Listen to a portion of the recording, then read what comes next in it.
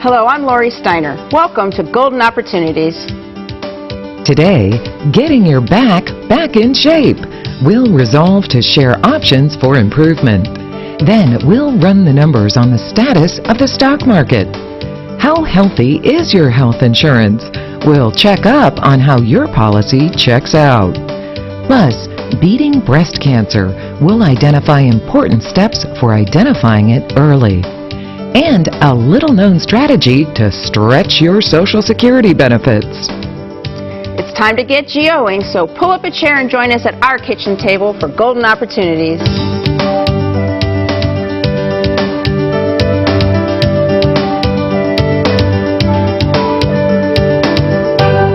Is your back giving you a sign that your spine has taken a detour towards discomfort? Maybe you've had to yield to pain or even stop your daily activities. Dr. Noel Aboud is here with a green light to get you going on the road to recovery.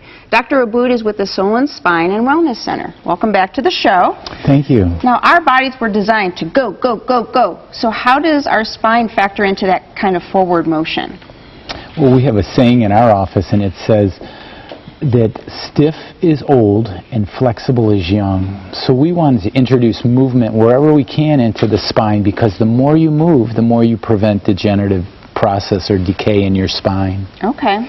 So there's active tissue that needs that movement, huh? Exactly. The cartilage, the disc that's between the vertebrae, that is active tissue, and that's what some of the newest research has shown.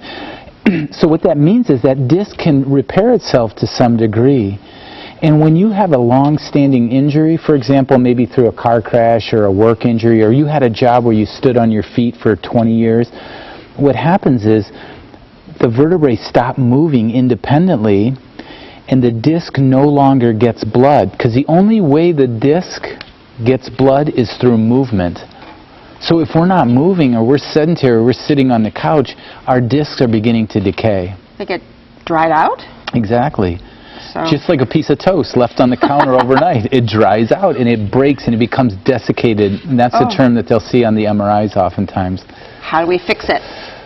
Well, first you got to discover what it is. I mean, it may be called stenosis, it may be called herniation or bulging, but typically you see these people walking in the grocery store bent over, leaning on the cart, or they can't walk very far. Those are the classic situations of this disc decay. Those are the symptoms you're looking for. So. Yeah, that's part of it, and we want to review the MRI. But what's amazing is a new technology. It's called the NDS method, no disc surgery. And what it entails is a specialized machine that creates like a vacuum or a weightlessness, and it draws blood into that disc. And once the blood comes in, the disc can begin to repair itself and heal. Okay, so, but, I mean, that's a great, procedure, technique, whatever, but if you're in pain, you don't want to move. So right, it becomes a vicious cycle, because if we ask our patients to move and stay active, but they can't. So what this specialized table does, it will move that disc for you. It creates a pump. There's a certain pump that keeps the fluid going, and this will allow you to heal while you're laying on our table. So you don't really have to move a whole lot, like get out there and exercise. Temporarily, but we eventually, as you begin to improve, we'll be forcing you to move. Want you to get back Correct. out there. And the average patient, of course, wants to move. And one of the last things that you want to do, you could sit around all day on a Sunday and you feel like the last thing I want to do is get off this couch, but once you start moving, typically you'll feel better. It's the inertia that keeps you there. Once you get past that, it feels good, probably. It really does. And we were created to be moving. We weren't created to be sedentary creatures. So that movement gets the blood flowing, gets the nutrients going, gets the discs regenerated, so that you can do all the movement that you're supposed to be able to do as a human. Right, and that's what we do typically, is we'll schedule an hour together where we'll sit knee to knee with the patient. I want to maybe review their x-rays or MRIs, and I want to hear about their past, and I'll have a lot of questions, and I'll feel their spine. And at that point, I'll be able to let that patient know, yes, you qualify for this new procedure, and no, you don't. And then if they do, we'd sit down and make a plan. But we've had great success with those patients we've accepted. That's fantastic. It's great information. Do you have a bottleneck in your back? Follow Dr. Aboud's directions to get things flowing smoothly again. To sign up for his help, give him a call. The number is next. Find out more by calling Solon Spine and Wellness Center at 440-941-9331 or log on to www.solonbackpain.com. Next, to market. But first, he rose in the ranks of culinary combat to conquer the field of fast food franchises. But this spunky school dropout was no spring chicken. In fact, he used his first Social Security check to open his first eatery. Can you name this food friar who failed for 50 years before his success as a senior? We'll pluck his name for you when we return. Hilltop Village Apartments is retirement living at its best. Residents enjoy a wide variety of activities and living services with all large first-floor apartments, private screened-in patios with beautiful park views, daily dining room meals, free laundry facilities, 24-hour staff, and so much more. Enjoy safe, comfortable independence at a very affordable price. Call today for a tour and learn how you can get your first month's rent free. Hilltop Village Apartments, retirement living at its best. Despite his many flops over the years, this man was no chicken. At age 65, Colonel Harlan Sanders kicked off Kentucky Fried Chicken. In less than 10 years, there were over 600 franchises, and today there are more than 15,000 locations worldwide. This late bloomer believed in his ability to make the best fried chicken, and his persistence paid off. Escape your everyday stresses at the Spa at Glenmore. An easy drive from Cleveland or Akron, the Spa at Glenmore is the perfect place to relax and rejuvenate. Refresh your mind and body with an array of services in an environment of luxury and comfort. For a truly relaxing getaway, enjoy a stay in one of Glenmore's overnight rooms and indulge in a day of pampering. Melt your stress away in the tranquil atmosphere of the Spa at Glenmore. Call or visit us at glenmorecc.com. High in the mountains of China, an incredible real-life adventure awaits. National Geographic invites you to see the world's most lovable animal as never before. Follow the extraordinary efforts to save them. Pandas, the journey home. Now playing at Great Lakes Science Center. Get showtimes at greatscience.com. Does riding the rough waves of the stock market make you feel queasy? One minute you're on top of the wave, the next minute you're bottoming out. To stave off stock market seasickness, we brought in Captain Jim Lineweaver to help us make our portfolio shipshape. Jim is a certified financial planning professional with the Lineweaver Financial Group. So welcome. I got my captain's hat. So you forgot, oh man, you know. Well, you're on land now. So okay, good. I know we're supposed to be prepared for the ups and downs in the stock market, but it seems like it's been happening a lot more ups and downs and much more frequently. Well, the volatility is increasing, and you can just look at past October to find out an example of this, because literally on October 8th of last year, you had the market go up 275 points in one day, and the next day it dropped 335 points. So you hadn't seen a big swing like that in over 17 years with back-to-back movements. Oh my. So the volatility is increasing, and I think you're going to see that going forward as well. Ooh, that's something we have to look forward to.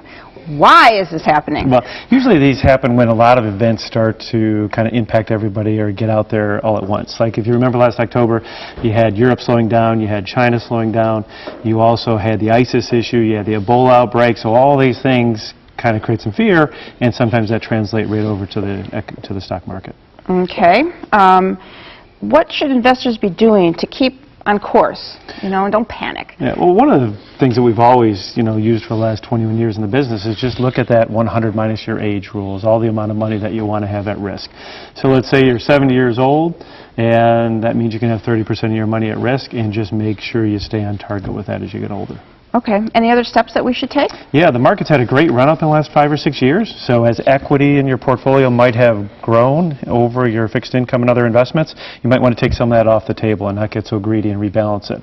Also, if you have any major purchases in the next 2 or 3 years, why don't you try to maybe sell some things, put that into emergency reserves so you have those expenses that you know are coming up. Because you want to sell at the right time as opposed to selling when the market might be just crappy. Yeah, you want to pick that. Don't let the market dictate when you want to sell for these things for your future expenses. That's right. So, gosh, no more market timing. You just got to do what you got to do.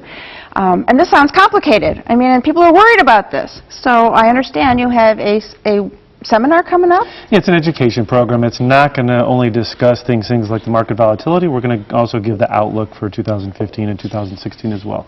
It's going to be on Tuesday, January 20th at 6 p.m., also Thursday, January 22nd at 1 p.m. in our Valley View office, and it's free to your viewers. Okay, that sounds like a great place to go for more information. Any last tips for our viewers? Yeah, make sure they attend the program.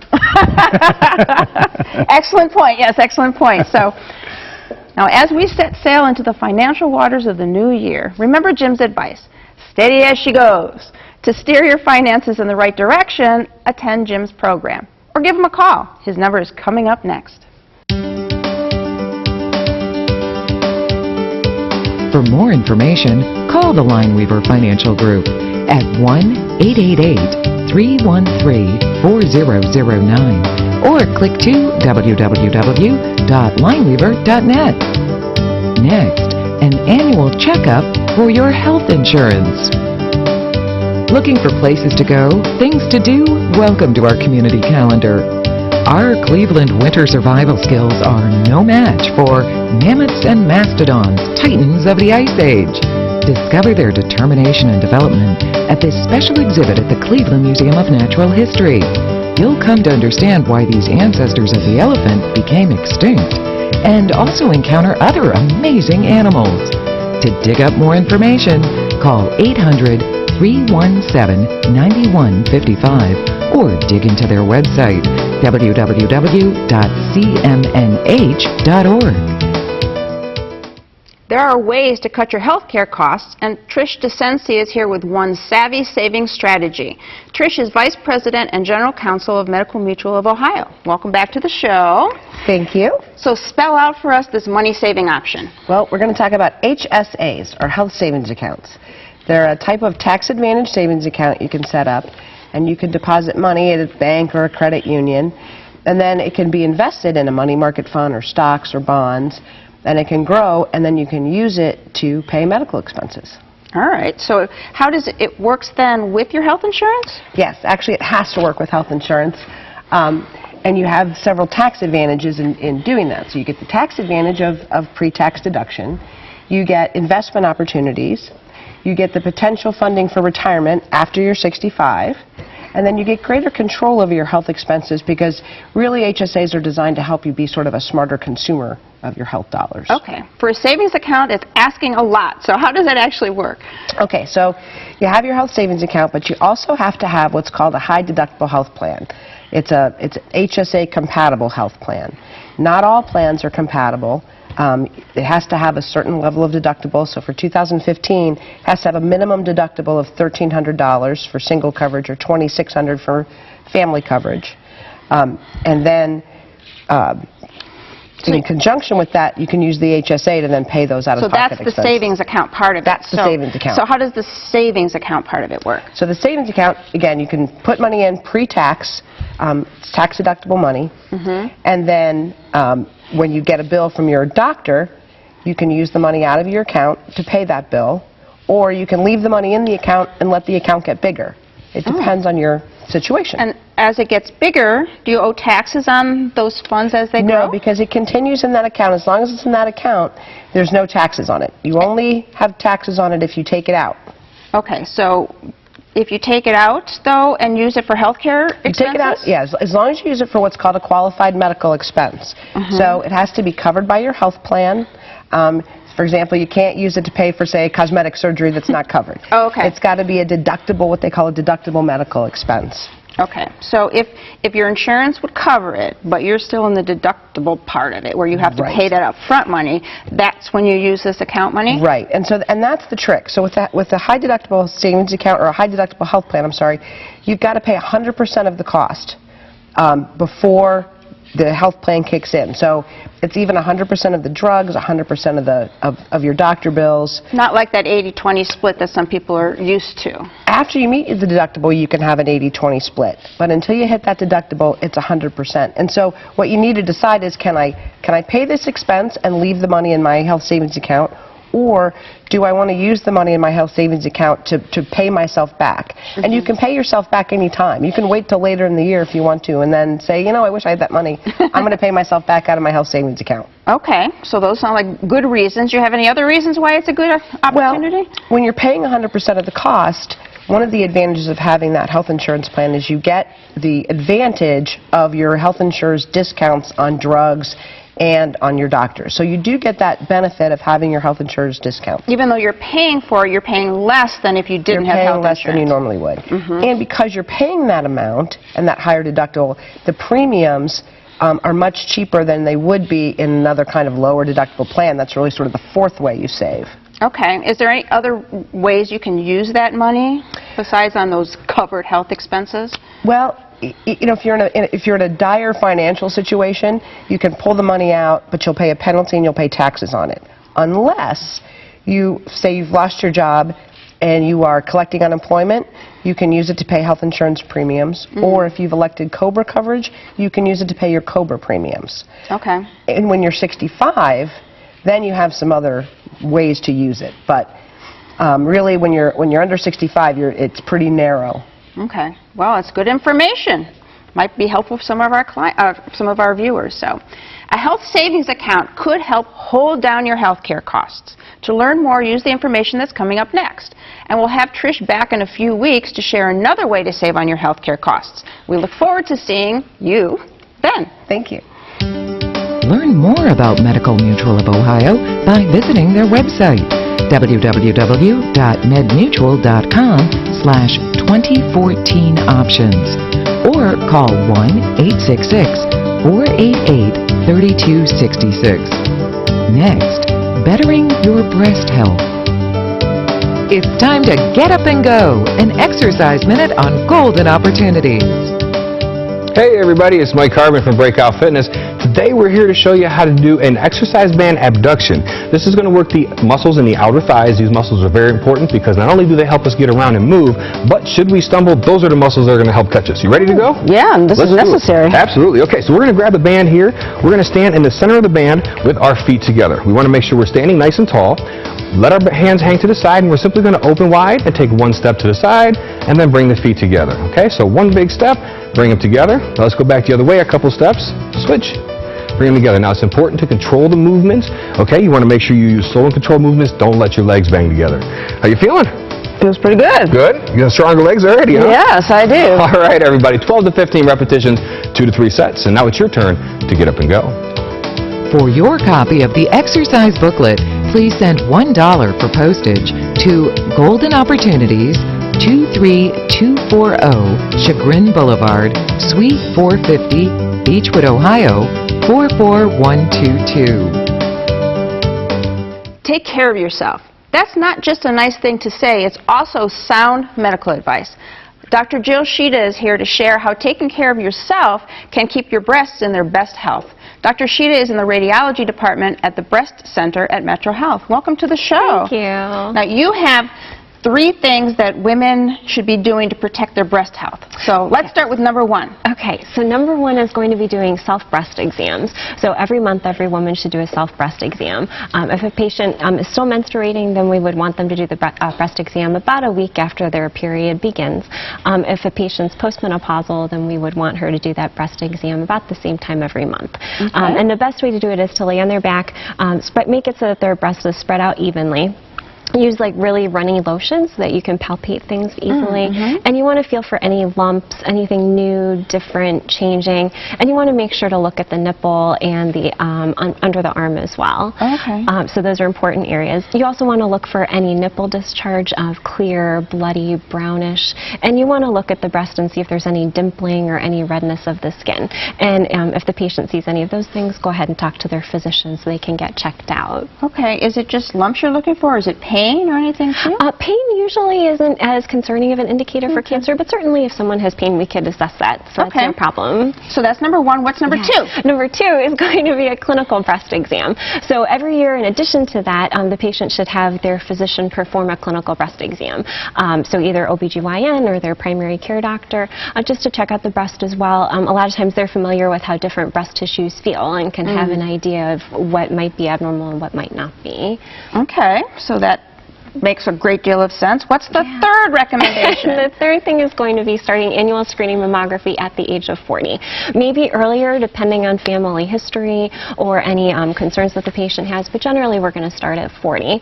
And at Metro Health Medical Center, we actually have tomosynthesis, so the 3D breast imaging. So we can look at the tissues in a different way and get a different idea of what's going on in the breast and find cancer earlier. Clearer and easier to see that there's problems? Right, right. So it makes it easier for us to find the cancers, which is great. Wow, okay, so what if there looks like there is an issue at one of these steps? So if there is an issue, then we might end up doing what's called a diagnostic mammogram. So we end up looking at the breast with mammographic images just in a different way. We also might do a breast ultrasound too to look at the tissues again in a different way. If we're still concerned, we might end up doing a biopsy or maybe refer a patient to a clinician as well, an oncologist or something along those lines. Somebody who specializes in breast cancer can really look closely at what's going on. Exactly. Now, I know that women are the main focus when you're talking about breast cancer, but men are also at risk? Yeah, they could be, depending on family history, if they have the BRCA1 or BRCA2 genes. Sometimes depending on medications they take as well, it can increase their risk for breast cancer too. Okay. So how do they know they've got the BRCA1 or BRCA2? So they would have to get testing through the genetic counseling people, and they can look at that. Preferably if a family member had breast cancer, they can look at that family member and then Does it matter if it's a a family member who's male or female? It could be that the men then want to take a look at that? Yeah, so they would want to check that out and see potentially if there's a strong family history. It'd be something to look into. Wow, all right. So very important information for our viewers. Yes, appreciate that. Oh, you're welcome. You're welcome. Self-exams, clinical exams, and a yearly mammogram. They're 3 easy steps that could save your life. My thanks to Dr. Shida for encouraging us to step up our awareness. To learn more, use the information that's coming up next. To learn more, call Metro Health at 216-778-7800 or visit www.metrohealth.org. Next, how to stretch your Social Security. Here, we're improving the health of our community. Here, a student sees a doctor without ever leaving school. Here, a stroke survivor regains the use of his right hand. Here, a foster child gets the consistent care he deserves. Here, and here, we're breaking new ground every day. So we can break ground here, tomorrow. Be a part of the Metro Health transformation. It's good for everyone. Here. Did you miss a phone number or website? Then here's your second chance because we're going to list all of that information again. Then we'll be back with ways to get the most money from your Social Security.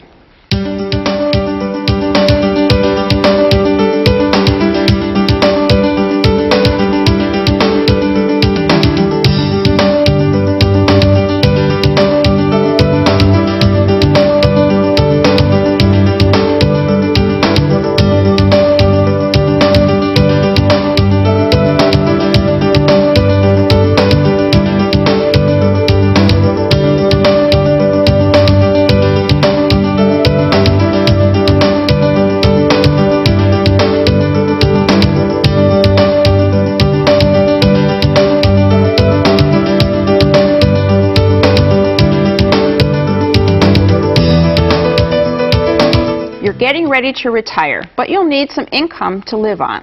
Are you better off taking your Social Security benefits at age 62 or 66, or should you use your IRA to live on and delay taking your government benefits? Here to give you the answer is our legal answer man, Mike Solomon. Hi, Laurie. So, you're retiring, but you need income, and that's for everybody. If you're 62 or older, should we start taking Social Security benefits, or should we maybe delay that and start drawing on IRA money to live on? Well, the earlier you take out Social Security, the lower your benefit's going to be. So if you, for example, from age 66 to age 70, every year you wait, your Social Security benefit increases 8%. So if you took money out of your IRA, if you kept the money in the IRA, and started taking Social Security, is your IRA going to grow at 8% a year? It's much harder nowadays to get that great of a return without putting a lot of risk. So that kind of leans towards, holding off on your Social Security, get the increase over time, and taking out your IRA. Okay. So any negatives to taking out IRA money? Well, sure. Number one, if you take money out of your IRA, that money inside the IRA is going income tax deferred. You pull it out, you lose the deferral. And secondly, when you pull that IRA money out, unless it's a Roth, a traditional IRA, you can pay income taxes on it. That's true. Any other problems with taking it from IRAs? Yeah, there's one that people tend to miss, and that is when you elect Medicare Part B, you have to pay a premium. And what happens is they go back 2 years and look at your income 2 years ago to determine your premium. So if you start taking your IRAs out and it kicks your income above $85,000, your Medicare premium is going to be higher, and that could cost you, thousands of dollars over a lifetime. That's true. That's something to think about, too. If you're looking for income, you don't want it all going away to pay those kinds of things. So, bottom line, I guess, am I better off taking money from the IRA or starting Social Security before age 70?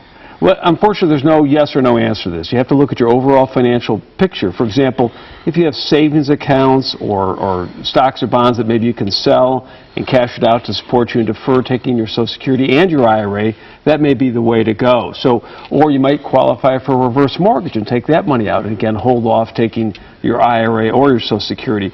The best thing to do is sit down with a financial advisor or your attorney and kind of look at it, because it's not one size fits all. See what your situation is and see which makes the most sense for you. Social Security is complicated, isn't it? Yes. There's lots to think about when you retire. Where will you live? What will you do with your time? Most people just automatically start their Social Security benefits, especially if they're 66 or older. But you may be better off taking a different approach, as Mike has explained. If you have questions, give Mike a call. For more information, give Mike Solomon a call. His number is 1-888-236-5173. That number again is 1-888-236-5173. Thanks for joining us. On next week's show, we'll wake you up with news about how a sound night's sleep can better your brain. Then, we'll discover ways to retool your retirement to make your third act worthy of a standing ovation. And we'll share mouth makeovers that are sure to make you smile. But until then, please remember to make the most of your golden opportunities. Would you like to join our kitchen conversation? All you have to do is call toll-free 1-877-765-1543 and leave us your question, name, and phone number. Or log on to www.golden.tv for all the latest information and show updates.